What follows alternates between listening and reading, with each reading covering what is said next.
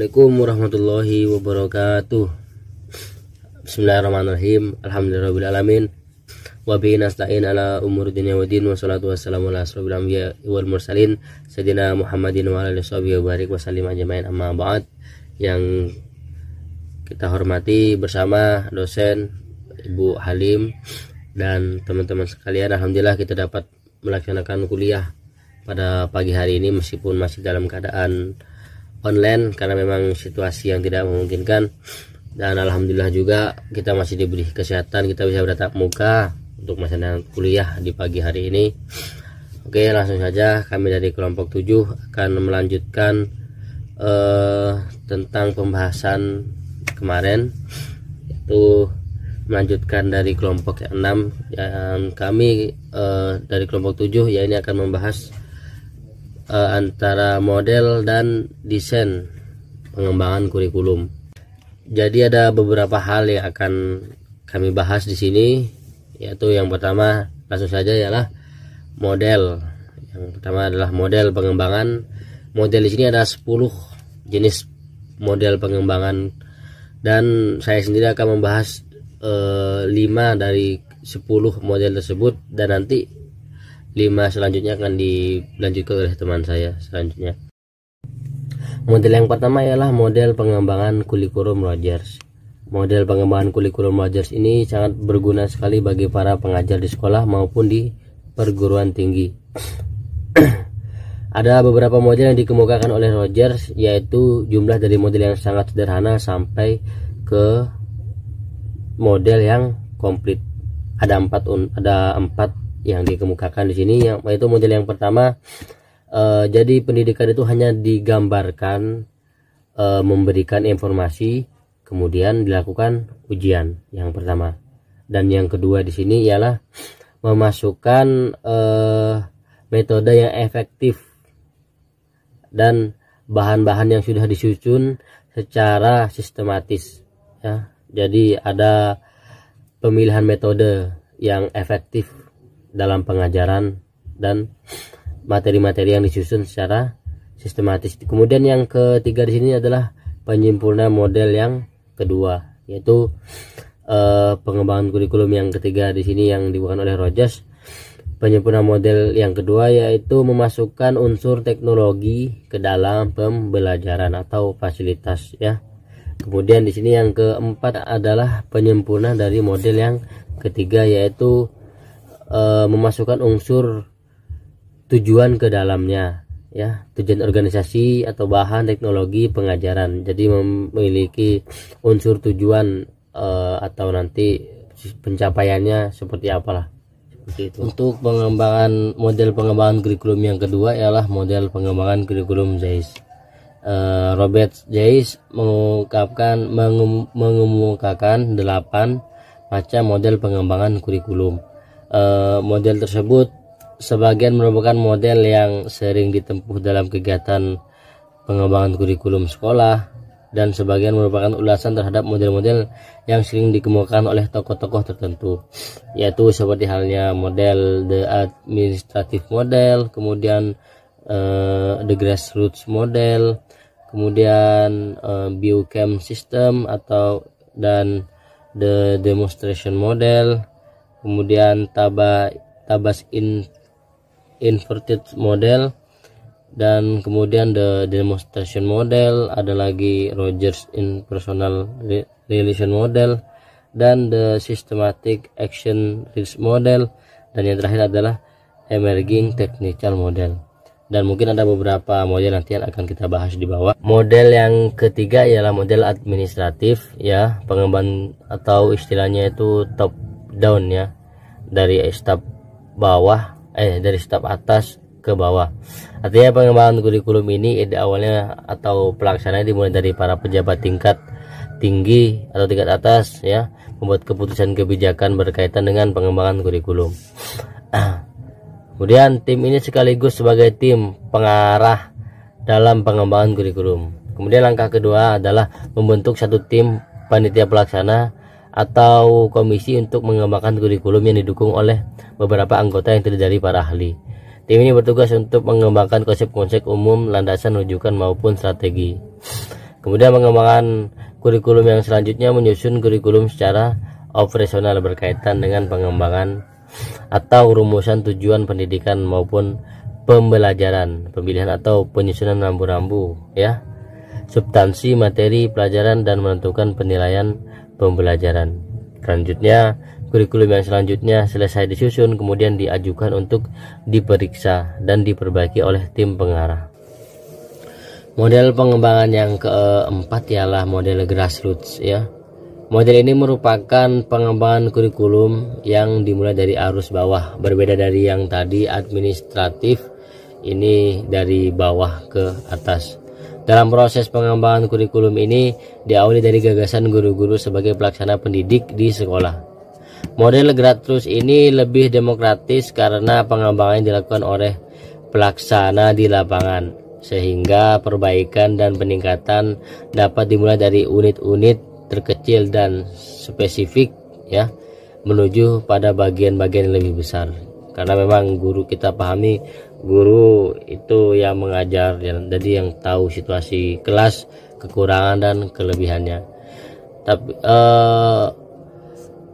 dan perlu diperhatikan beberapa hal dalam pengembangan kurikulum model ini. Diantaranya ialah guru harus memiliki kemampuan yang profesional ya, gurunya harus profesional. Kemudian guru harus terlibat penuh dalam perbaikan kurikulum. Kemudian guru harus terlibat langsung dalam perumusan tujuan, pemilihan bahan dan penentuan evaluasi. Kemudian seringnya pertemuan kelompok kurikulum yang akan berdampak terhadap pemahaman guru dan akan menghasilkan konsensus tujuan, prinsip maupun rencana-rencana. Model yang kelima ialah model pengembangan kurikulum Auderi dan Howard Nicholas.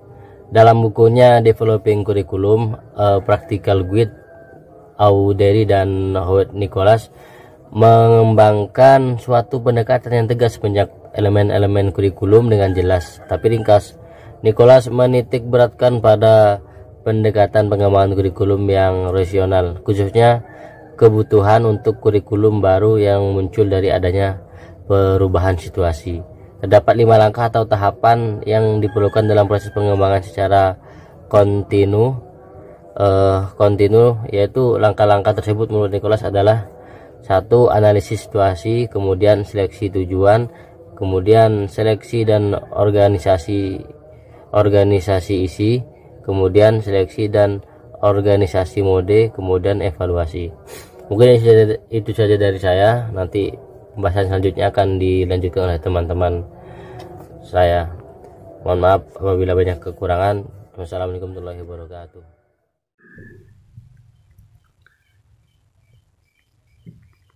Assalamualaikum warahmatullahi wabarakatuh.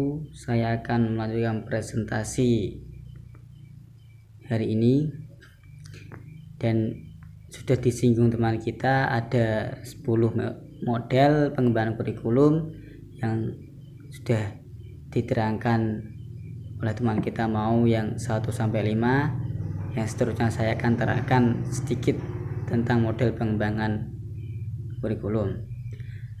Yang keenam adalah model pengembangan kurikulum Malcolm Skilbeck. Malcolm Skilbeck adalah Direktur Pusat Pengembangan Kurikulum Australia. Dia mengembangkan suatu interaksi alternatif atau model dinamis bagi proses kurikulum agar kurikulum itu bisa menyesuaikan diri dengan keadaannya.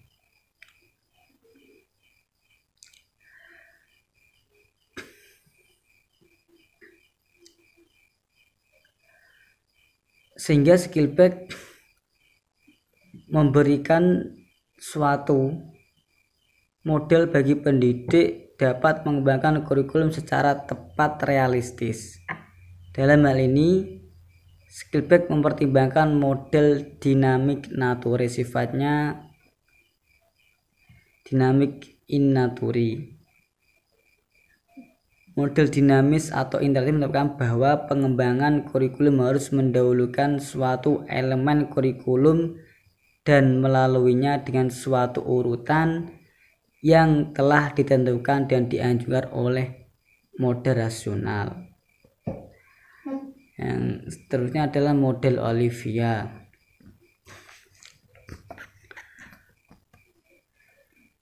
Model kurikulum ini bersifat simple, kompresif, dan sistematik. Bisa tidak berbelit-belit, kompresi luas dan lengkap, dan sistematik dan berurutan. Dalam simple, komprehensif, dan sistematik mempunyai komponen yang terdiri dari perumusan filosofis, perumusan tujuan umum, perumusan tujuan khusus, desain perencanaan, implementasi.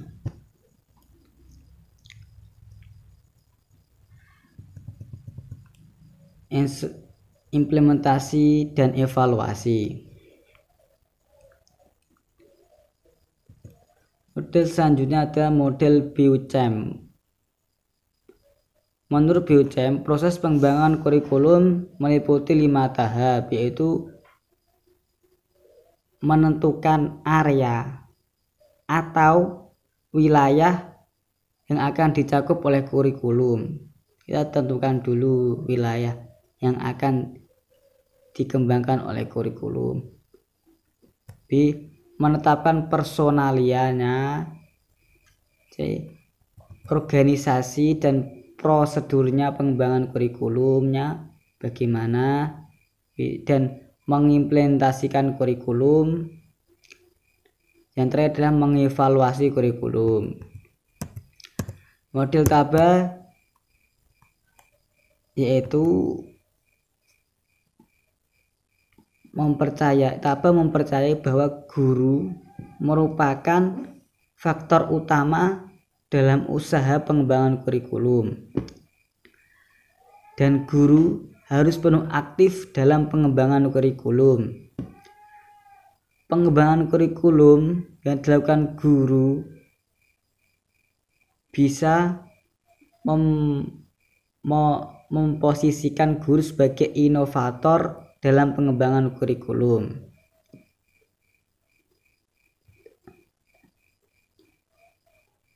Dalam pengembangan kurikulum dalam model Taba mempunyai karakteristik sebagai berikut.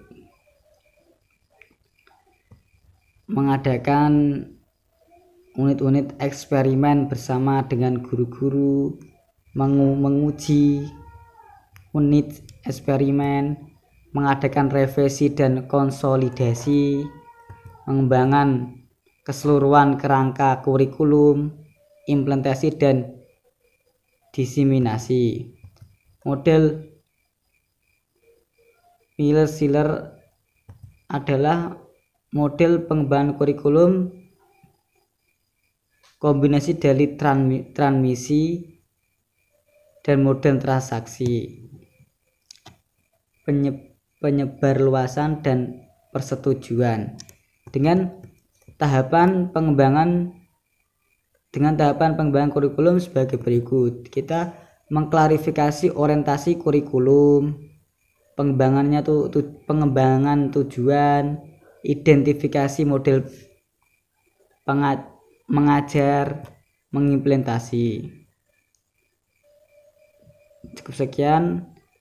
Desain pengembangan akan diteruskan oleh Saudara Adib. Waktu dan tempat kami persilahkan.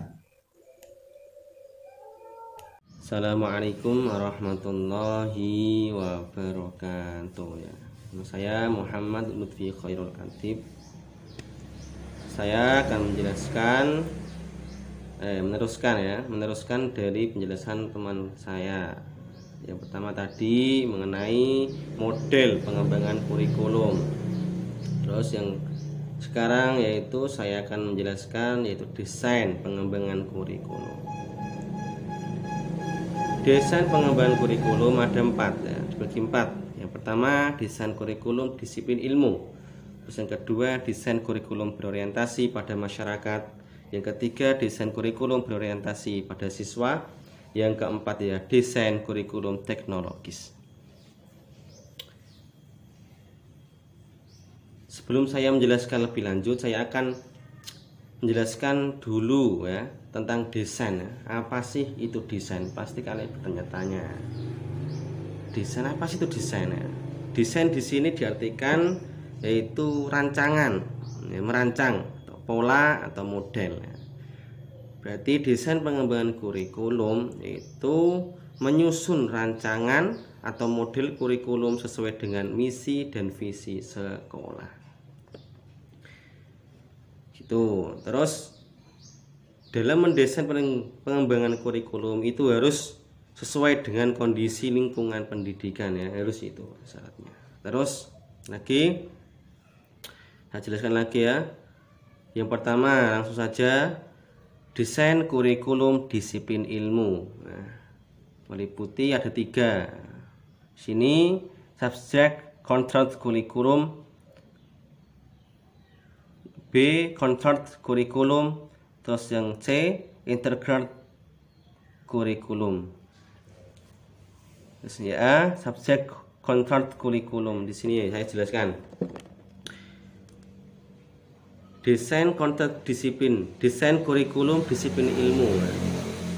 Desain ini berorientasi pada pengembangan intelektual siswa, yaitu tentang pemikiran ya, pemikiran siswa dalam pembelajaran. Menyusun materi pembelajaran yang harus diketahui oleh siswa, baik yang menyangkut data dan fakta, konsep maupun teori yang ada dalam ilmu mereka masing-masing, yaitu desain kurikulum disiplin ilmu. A subject content kurikulum. Ada 3 bentuk itu ya. Jelaskan. Yang pertama tadi subject content kurikulum. Di sini menjelaskan ada bahan atau isi kurikulum disusun dalam bentuk mata pelajaran yang terpisah-pisah, contohnya ya, MTK, fisika, kimia, sosiologi, sejarah, terus apa lagi? Sejarah, terus apa? Ekonomi juga bisa, dan lain-lain sebagainya. Mata pelajaran itu tidak saling berhubungan ya. Guru hanya bertanggung jawab pada suatu mata pelajaran yang diberikan ya. Guru hanya bertanggung jawab, contohnya guru bertanggung jawab dalam pembelajaran MTK gitu, hanya satu saja dalam apa ini subject content kurikulum. Terus yang kedua, yang B content kurikulum. Di sini ya, mata pelajaran tidak disajikan secara terpisah ya, tapi dikelompok-kelompokkan ya. Pendekatan ini ada 3. Yang pertama struktural, fungsional, terus daerah ya. Pendekatan struktural, pendekatan fungsional, pendekatan daerah. Saya akan jelaskan. Masih meliputi dari desain kurikulum disiplin ilmu. Pendekatan kultural ya. Kajian atau pokok bahasan ditinjau dari beberapa mata pelajaran sejenis, misalnya kajian suatu topik tentang geografis tidak semata-mata ditinjau dari sudut geografis saja, akan tetapi juga ditinjau dari sejarah, ekonomi atau budaya, tidak hanya ditinjau dari satu sudut saja.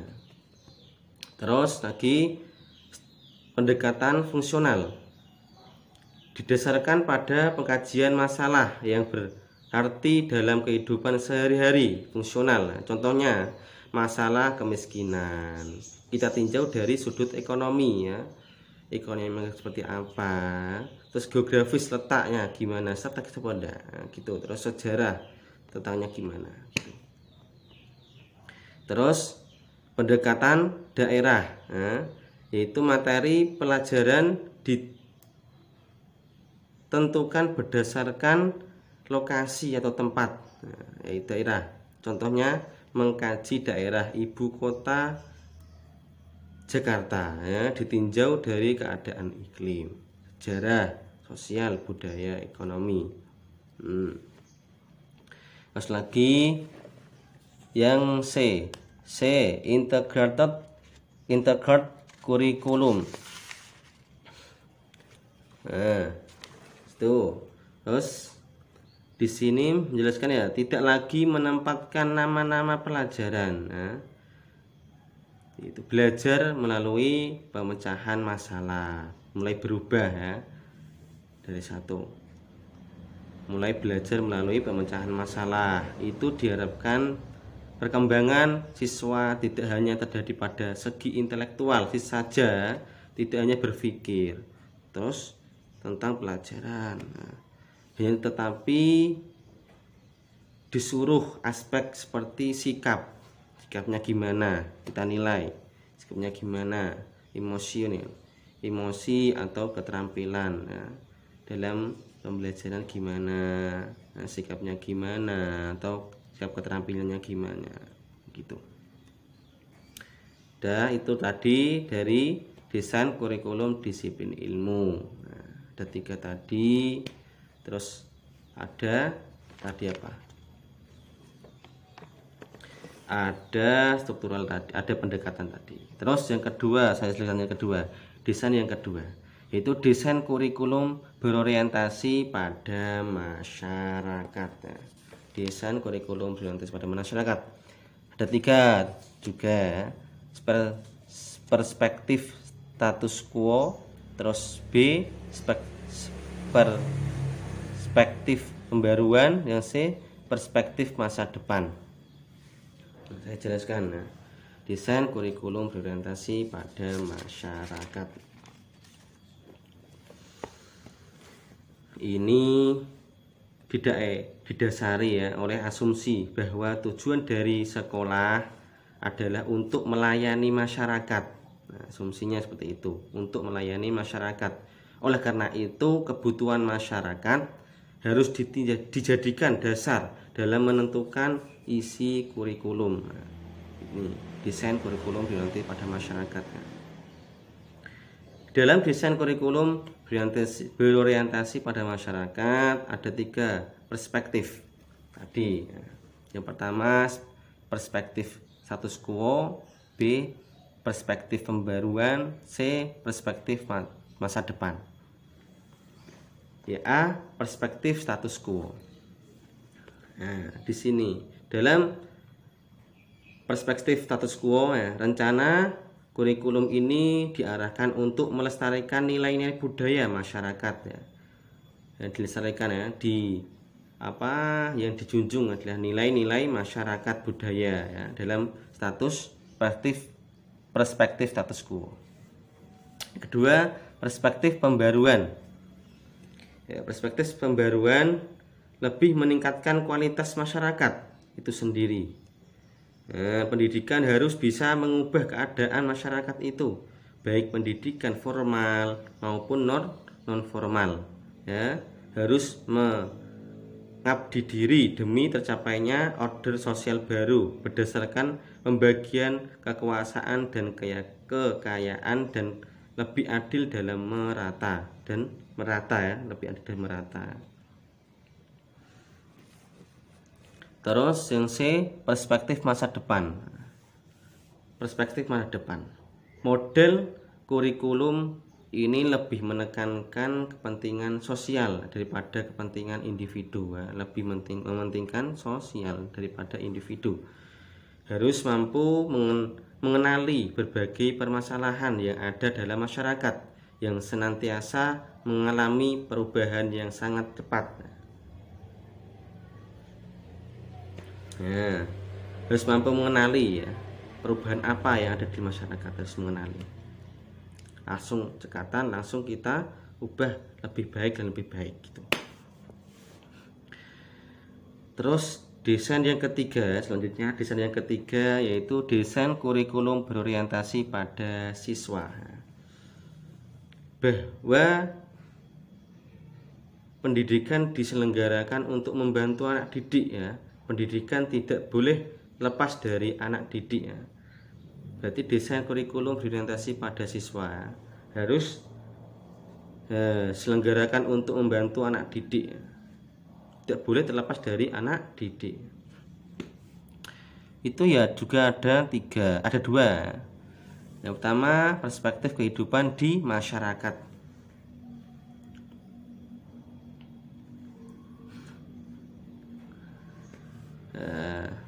Terus yang ketiga, sebelum saya melanjutkan dari perspektif kehidupan anak di masyarakat, desain kurikulum berorientasi pada siswa ini yang pertama harus diperhatikan ya. Kurikulum harus sesuai dengan perkembangan anak. Nah, tidak boleh menyimpang dari perkembangan anak. Nah, terus yang kedua, isi kurikulum harus mencangkup keterampilan pengetahuan mengenai keterampilan. Terus yang ketiga, diusahakan apa yang dipelajari siswa sesuai dengan minat, bakat, dan tingkat perkembangan mereka. Kita harus perhatikan minat, bakat, dan tingkat perkembangan mereka, jangan yang lain. Terus saya terangkan lagi ya, perspektif kehidupan anak di masyarakat.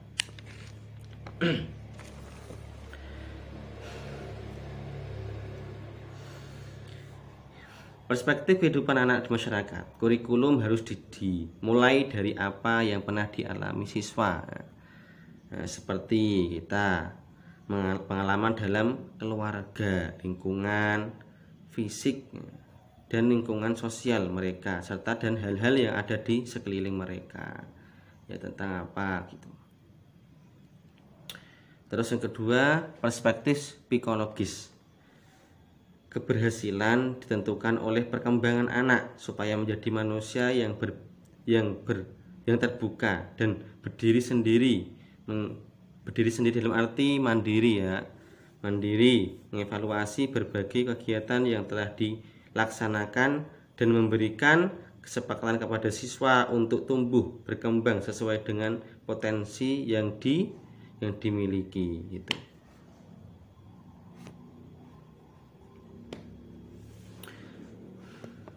Yang terakhir, desain kurikulum teknologis.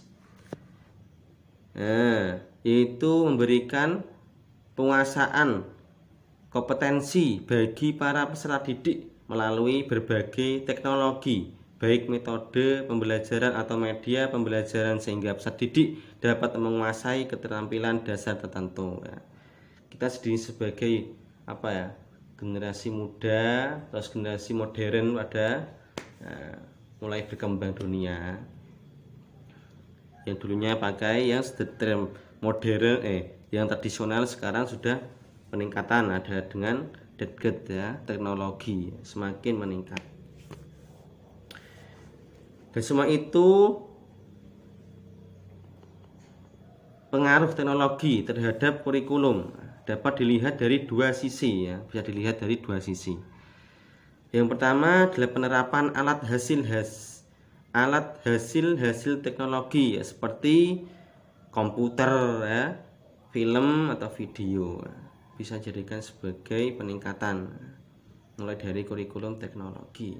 Yang kedua, penerapan teknologi sebagai sistem ditandai dengan perumusan tujuan khusus sebagai tujuan tingkah laku yang harus dicapai ya, digunakan semaksimal mungkin ya, dalam pengembangan kurikulum. Sekian dari saya ya, cukup saja saya cukupkan. Saya perwakilan dari tadi teman saya yang pertama, yang kedua, terus saya yang ketiga ini. Bila ada kesalahan, kurang penjelasannya kurang jelas atau gimana ya, namanya belajar, saya minta maaf sebesar-besarnya ya. Saya akhiri dari saya. Wassalamualaikum warahmatullahi wabarakatuh. Pesan dari saya, tetap jaga kesehatan ya, patuhi protokol kesehatan ya. Dengan adanya wabah penyakit yang semakin meluas ya, separah ini ya. Semoga kita selalu diberikan kelindungan ya, kelindungan dalam kesehatan, dengan kesehatan ya, bisa lakukan kegiatan seperti biasa ya. Sehat-sehat selalu ya. Udah saya salam. Assalamualaikum warahmatullahi wabarakatuh. Terima kasih.